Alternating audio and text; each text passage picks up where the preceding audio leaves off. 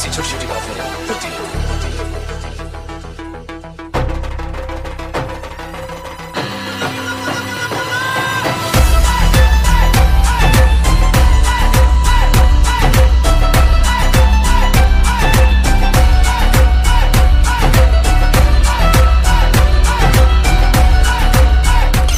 महादेव दोस्तों, हम पहुंच गए हैं रामेश्वरम।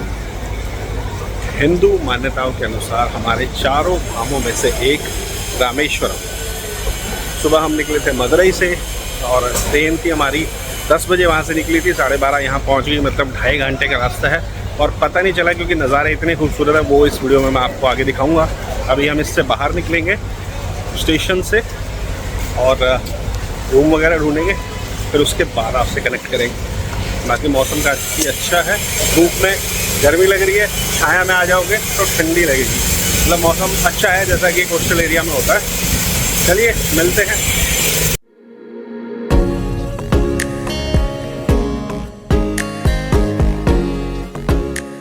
हमारी पिछली वीडियो में आपने देखा कि हम मदुरई में थे और आज हम जा रहे हैं मदुरई से रामेश्वरम। मदुरई से रामेश्वरम जाने के लिए हमने ट्रेन का टिकट बुक किया था क्योंकि ये एक फास्टेस्ट वे है। सबसे जल्दी आप ट्रेन से ही पहुंच सकते हो, वरना टैक्सी से भी आप जा सकते हो, जो कि आपको 2000 से 3000 के आसपास वन वे कॉस्ट करता है। बाकी हमने ट्रेन का टिकट बुक किया था जो कि नॉर्मल चार्जेस थे और 3 घंटे की ये जर्नी है, लगभग 170 किलोमीटर की।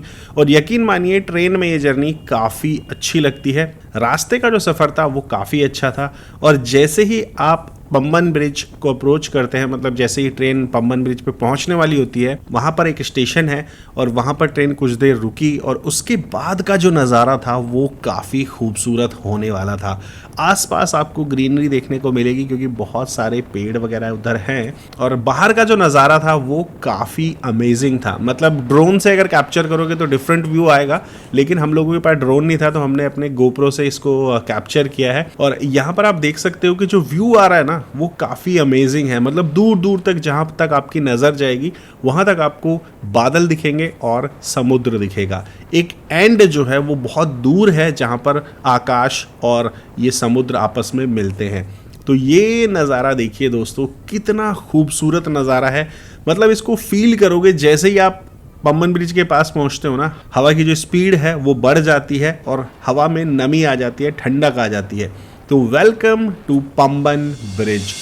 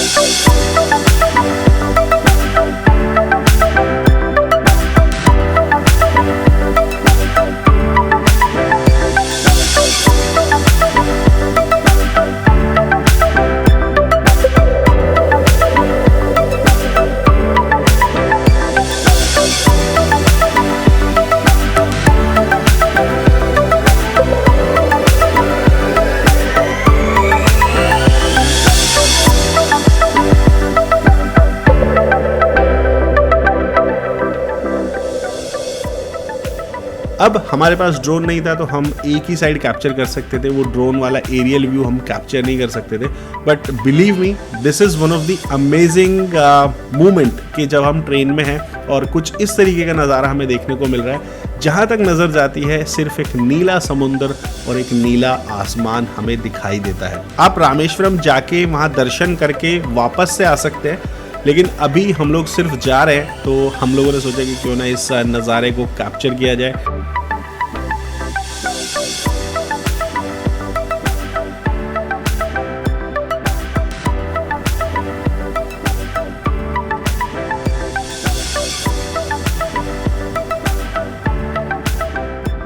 ये अमेजिंग सा जो पम्बन ब्रिज वाला एक्सपीरियंस था वो ख़त्म हो चुका है और अब हम सिटी में एंटर कर रहे हैं।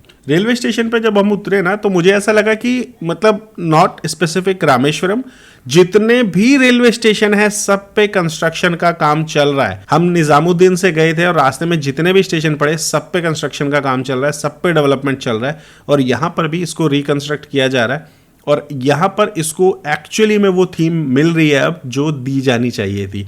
यहाँ की कला और संस्कृति की झलक अब आपको नए रामेश्वरम स्टेशन में देखने को मिलने वाली है। जो काम है वो फुल फोर्स में चल रहा है और यहाँ पर कलाकारी जो है वो आपको देखने को मिलेगी। इवन जो आगे नया फ्लाईओवर बन रहा था ना, उसके पिलर पे भी आपको उस तरीके की कलाकारी देखने को मिलेगी जिसके लिए साउथ इंडिया जाना जाता है।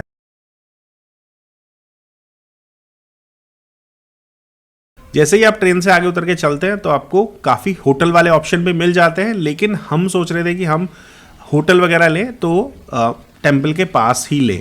तो स्टेशन के पास थोड़ा बहुत ट्रैफिक था, उसको क्रॉस करने के बाद जैसे ही आगे चले ना तो आप देखोगे कि यहाँ पे काफ़ी सारी बसेज हैं, ऑटोज़ भी हैं, तो यहाँ से आपको धनुषकोडी वगैरह के लिए ऑटो भी मिल जाएगा। जैसे ही हम आगे चले ना तो मुझे एकदम विलेज वाली पुरानी हेरिटेज वाली फील आने लगी, क्योंकि मैंने कुछ यहाँ पर ऐसे घर देखे जो पुराने स्टाइल में बने हुए थे, तो मुझे तो काफ़ी अच्छे लगते हैं।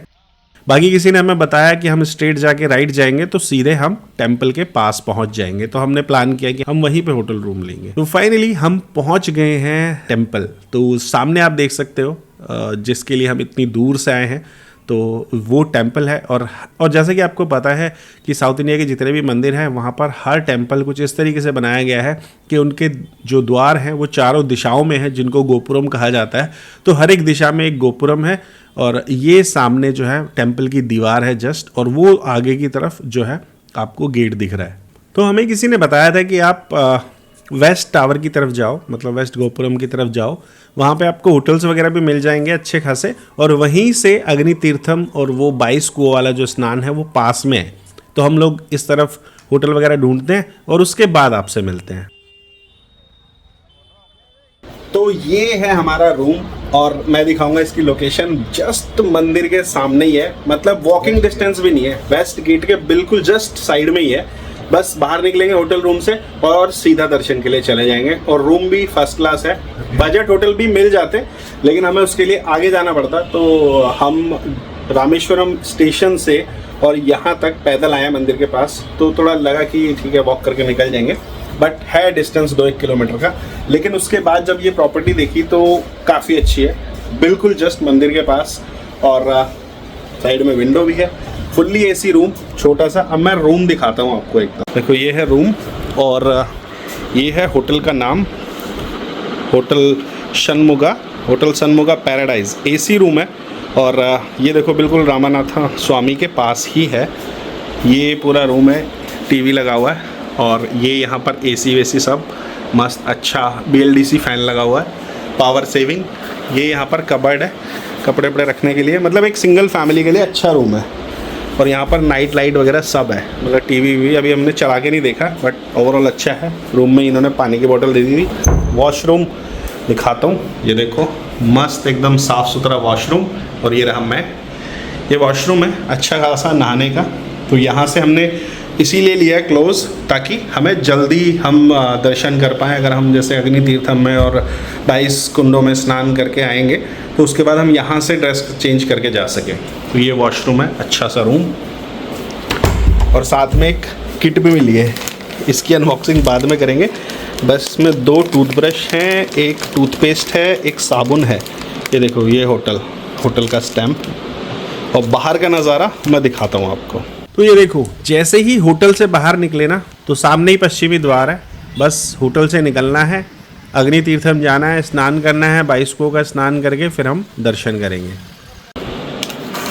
तो कुल मिला के ये है रूम, और जैसा मैंने बताया था कि हम 10 बजे हमारी ट्रेन निकली थी मदुरई से, और अब हम यहाँ पर पहुँचे थे 12:30 एग्जैक्ट। तो 2.5 घंटे का ट्रेन जर्नी था जो आपने देखा होगा।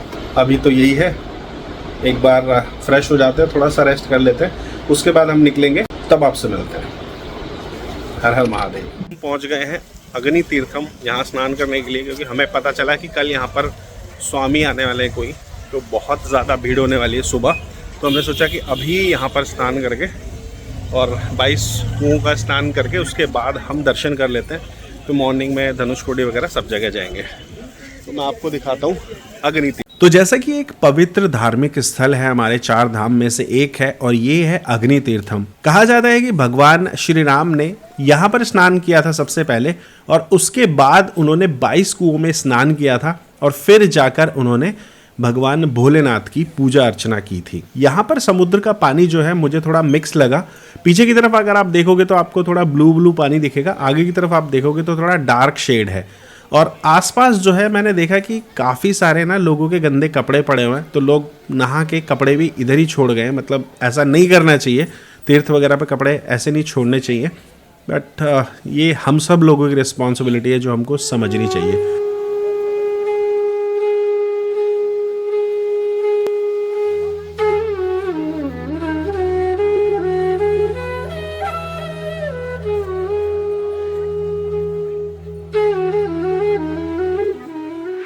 फाइनली हम पहुंच गए अग्नि तीर्थम, और मेरे पीछे आप देख सकते हो यहाँ पर स्नान करना है और उसके बाद हम जाएंगे 22 कुओं का स्नान करने। तो यहाँ पर हम लोग स्नान करके निकलेंगे।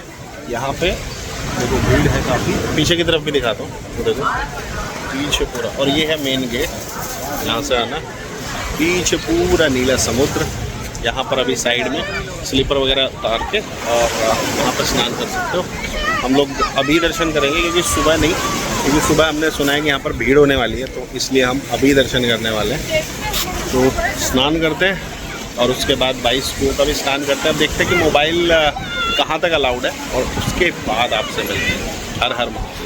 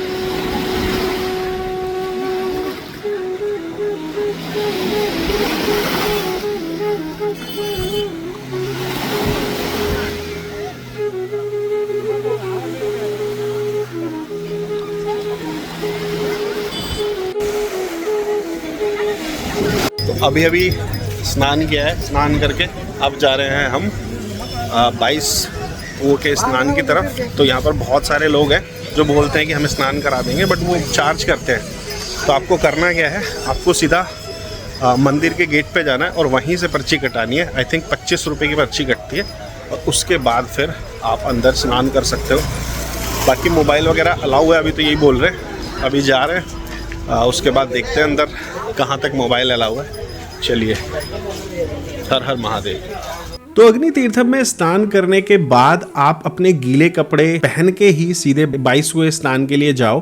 वैसे तो वहां पर 25 रुपए की पर्ची कटती है, लेकिन अगर आप 25 रुपए वाली पर्ची कटवा के जाएंगे तो आपको सिर्फ छींटे मिलेंगे, आपको प्रॉपर वो लोग नहीं नहलाते। तो इसलिए हमने एक पर्सन थे, हमने उनको हायर कर लिया था, उन्होंने हमें कुछ पैसे बताए थे, तो हमने डिस्कशन करके उनको साथ में ले लिया। उन्होंने कहा कि प्रॉपर मैं स्नान कराऊंगा और आपको बॉटल में या कैन में अगर आपको जल चाहिए तो वो भी 22 कुओं का जल मैं आपको दूंगा। क्योंकि होता क्या है कि अगर आप इतनी दूर से आए हो, once in a lifetime opportunity है, नेक्स्ट टाइम पता नहीं कब आना होगा, तो हमने सोचा कि क्यों ना हम थोड़ा सा इसको प्रॉपर वे में करते हैं। सामने ही एंट्री पे आपकी एक पर्ची कटती है। 22 कुंडों में स्नान करके हम उधर से निकले हैं, तो यहाँ पर ये गैलरी है और यहाँ पर देखो इतने सारे पिलर्स हैं और इन पिलर्स पे जो शेर हैं, आपको ऐसा लगेगा कि वो सब सेम है, लेकिन हर एक शेर की जो शेप है या उसका मूव है वो डिफरेंट है। मतलब ये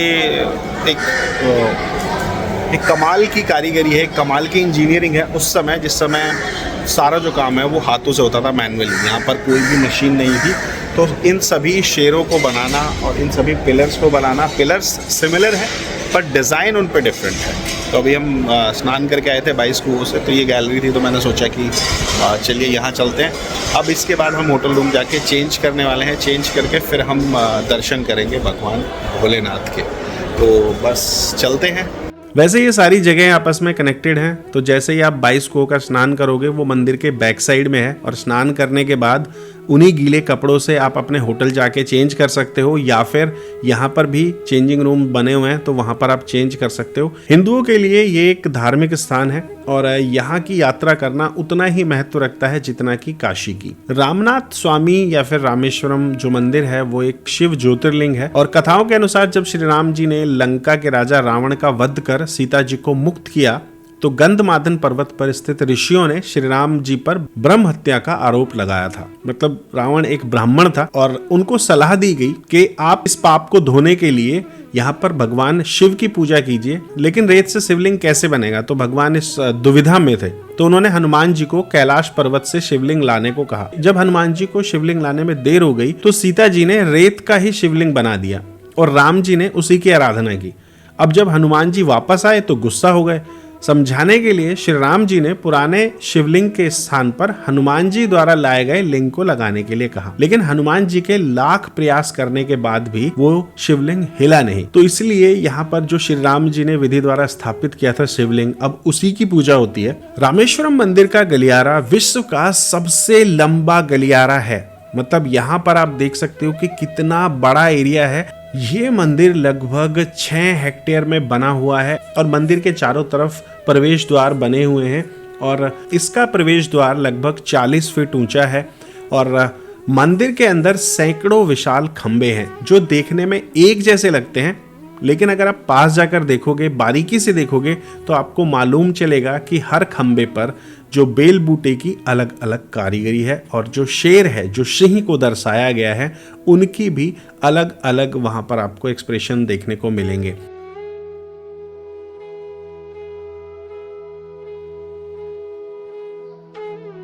स्नान वगैरह करने के बाद हम लोग गए सीधा होटल, क्योंकि होटल पास में ही था, तो हमने सोचा कि हम होटल में ही कपड़े चेंज करते हैं।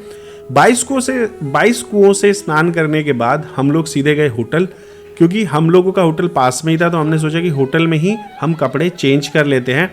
तो जैसे ही हम पश्चिमी द्वार से अंदर गए तो यहाँ पर मंदिर के प्रांगण में ही ना शॉपिंग के लिए आपके स्टॉल्स लगे हुए हैं। तो यहाँ से आप कुछ चीज़ें जो यहाँ की रीजनल हैं या फिर नॉर्मल जेनरिक चीज़ें हैं, जो माला, शंख वगैरह, जो आप परचेज कर सकते हैं। अंदर प्रसाद चढ़ता है, वो आप ले सकते हो, फूल माला वगैरह जो भी।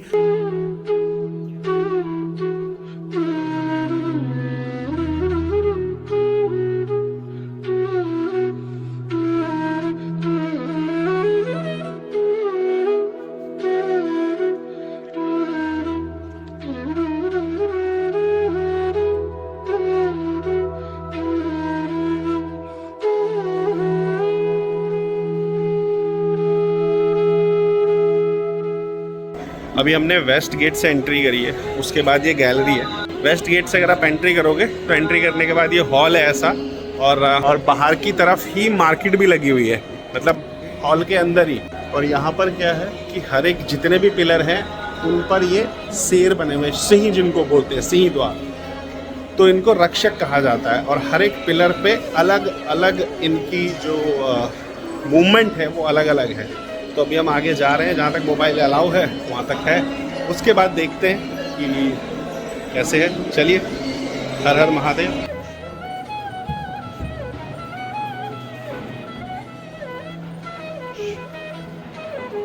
और जैसे आप एंट्री करते हो ना, तो बहुत बड़े नंदी महाराज की प्रतिमा है जो भगवान भोलेनाथ की तरफ मुख करके विराजमान है। अंदर से मंदिर बहुत खूबसूरत है और एकदम पुराने समय की याद आ जाती है। आप मंदिर के जब तक अंदर रहोगे तो आप भूल जाओगे कि बाहरी दुनिया कैसी है, और एक अलग ही एक्सपीरियंस मुझे लगा कि मैं किसी और ही दुनिया में हूँ। अंदर का जो भी नज़ारा था वो काफ़ी अद्भुत था, और काफ़ी देर लाइन में लगने के बाद हमें दर्शन हुए भगवान भोलेनाथ के। तो हम लोगों ने दर्शन किए, काफी अच्छे दर्शन हुए हैं। जब आप लाइन में लग के जाते हो ना तो आप गर्भगृह के सामने से निकलते हो बाहर। अब बाहर निकलने के बाद फिर आप वापस से दूसरी तरफ चले जाते हो जहाँ पर माता के विग्रह हैं, तो उनके भी आप दर्शन कर सकते हो। ये जो पूरा मंदिर है, अंदर का गर्भगृह और आसपास की जो नक्काशी है, वो मैं कितना भी आपको एक्सप्लेन करूं, वो आपको यहाँ पर वो फील नहीं आएगी जब आप एक बार आओगे अंदर दर्शन करने और तब आप खुद से एक्सपीरियंस करोगे तो डेफिनेटली आपको ये चीज़ बहुत ही ज़्यादा अमेजिंग लगने वाली है। मंदिर के गर्भगृह के पास ही 9 ज्योतिर्लिंग हैं जो कि लंकापति विभीषण द्वारा स्थापित किए गए हैं।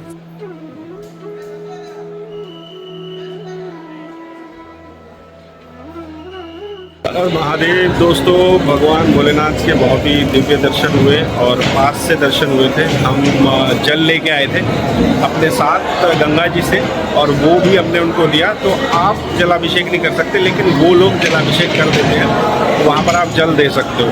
और बाकी जो भी अपनी श्रद्धा अनुसार अगर आपको दक्षिणा देनी है, वहाँ पर मुझे ऐसा नहीं लगा कि कोई आपको फोर्स कर रहा है। और अच्छे से बहुत ही सुंदर दर्शन हुए। और भगवान भोलेनाथ के बाद जैसे ही आप दर्शन करके निकलोगे तो साइड में एक और मंदिर है जहाँ पर माता पार्वती विराजमान है, वहाँ पर उनके दर्शन होते हैं। तो आप दर्शन कर सकते हो दोनों। और दर्शन करने के बाद अब हम जा रहे हैं बाहर की तरफ। बाहर जाके फिर बात करते हैं बाकी की। यहाँ से निकलते हैं मंदिर से। दर्शन करने के बाद अभी हम आए हैं अन्नपूर्णा रेस्टोरेंट में, जहाँ पर ऑथेंटिक साउथ इंडियन खाना मिलता है। तो अभी हमने ऑर्डर किया है एक परोठा और एक साउथ इंडियन थाली, जो कि हमें केले के पत्ते में सर्व की जाएगी। यह है केले का पत्ता, इसकी सफाई चल रही है बारीकी से। ये है मेन्यू। तो मैंने अभी ऑर्डर किया है यहाँ पर, मैंने परोठा ऑर्डर किया है और ये है साउथ इंडियन मील जिसके अंदर ये सारी चीज़ें आएंगी। तो एक साउथ इंडियन मील, एक परोठा प्लेट, ये दोनों चीज़ हमने ऑर्डर करी है। तो अब वेट कर रहे हैं अपने ऑर्डर का।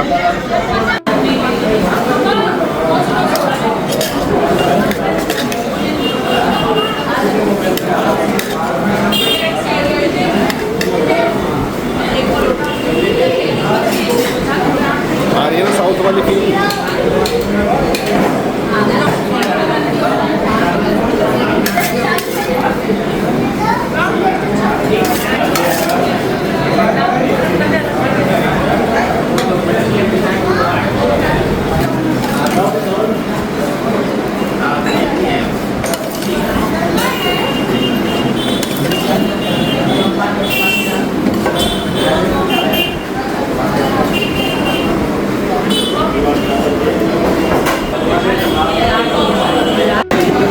साउथ इंडियन थाली जिसमें अभी ये घिया की सब्जी है कद्दू की, ये है पत्ता गोभी और दाल वगैरह कुछ मिक्स है। यहाँ पर राइस है, सांभर है, पापड़, अचार, वो सब आएगा अभी। और ये है हमारी दूसरी थाली जिसमें हमने मंगाया परोठा और ये है वेज कोरमा और ये है चटनी। तो ये टोटल अभी हमने मंगाया है और अब शुरू कर रहे हैं खाना। खाने के बाद आपको टेस्ट भी बताएंगे।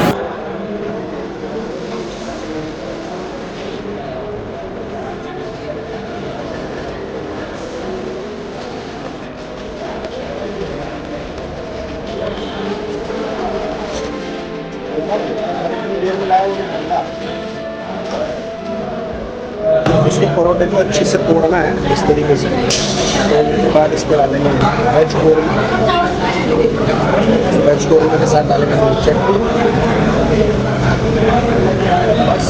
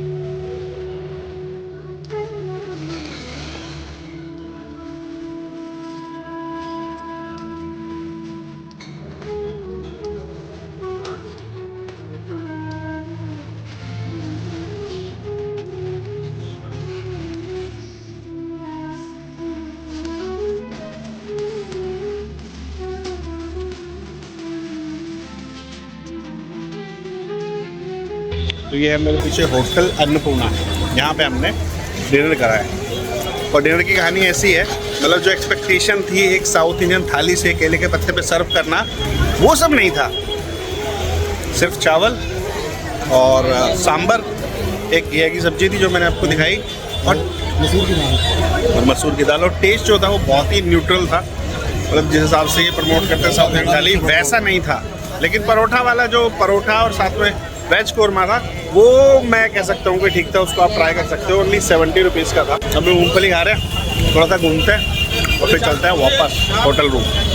हर हर महादेव। तो रामेश्वरम ज्योतिर्लिंग दर्शन करने के बाद ये है रात का समय, और यहाँ पर रात में मार्केट खुली हुई है। अगर आपको कोई शॉपिंग वगैरह करनी है तो आप कर सकते हो। और खाने के भी बहुत सारे ऑप्शन हैं, प्योर वेज वाले काफ़ी ऑप्शन हैं यहाँ। और मार्केट में हर तरीके की चीज़ें हैं, जैसी हमारे इधर मिलती है वैसी भी, और कुछ यहाँ की जो रीजनल चीज़ें हैं वो भी। बच्चों के लिए ड्रेस से लेकर खेल खिलौने भी सारे यहाँ पर मिल जाते हैं आपको। तो अगर आप शाम में दर्शन करते हैं या फिर दिन में दर्शन करके पूरा एक दिन यहाँ स्पेंड कर सकते हैं। आसपास काफ़ी सारी जगह हैं देखने के लिए। और हम लोग बाइक रेंट पे ढूंढ रहे थे, तो हमने सोचा कि टैक्सी से धनुषकोडी और बाकी सब जगह जाने से अच्छा है कि हम एक बाइक हायर कर लेते हैं, स्कूटी, और उसके बाद हम खुद से वहाँ जाते हैं। तो अभी वही सर्च कर रहे हैं, अगर मिल जाता है ऑप्शन तो आपको भी शेयर करते हैं। चलिए जुड़े रहिए। हर हर महादेव। कल हम जाएंगे धनुषकोडी और उसके बाद हम जाएंगे कन्याकुमारी। तो मिलते हैं आपसे नेक्स्ट वीडियो में। आप बने रहिए चैनल पर। तो आगे की वीडियो देखने के लिए हमारे चैनल को सब्सक्राइब करिए, और अगर ये वीडियो अच्छी लगी तो इस वीडियो को लाइक और शेयर कर देना। हर हर महादेव।